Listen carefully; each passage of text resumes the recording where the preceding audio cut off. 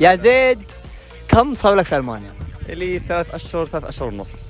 يو الآن، لا الآن أنت أجدد واحد بصراحة. جايب كفاية. جاي جديد، هذا الكيس موجود. الله يسعدك. طيب كيف تشوف ألمانيا؟ والله جدا جميل بصراحة، وأجواء الشباب والأماكن كثير حلوة بصراحة. طيب هل تشوف مثلا إيجابيات في ألمانيا، في أشياء حلوة؟ إيش اللي مخلي ألمانيا، إيش جابك ألمانيا، إيش اللي مخلي ألمانيا مميز؟ حاجي كذب مليت. لا بصراحة أنت آخر شيء، لا أمزح. والله اللمة الحلوة، العرب، الطلاب اللي معك اللي بيكونوا متفاهمين معك ونفس الاهتمامات ونفس الطموح ونفس الأهداف المشتركة. هاي الأشياء الحلوة. الصعوبات البعد عن الأهل، إنه ما بتشوف أهلك، ما بتشوف أصحابك اللي كانوا في بلدك. الطبخ هاي كارثة، انهلكنا عندهم مع كورونا انهلكنا. وبس والله هاي الشغلات النقاط الرئيسية. طيب يعني أنت سعيد في ألمانيا ولا أنت كنت أسعد في الأردن؟ والله سعيد، لا هون أسعد.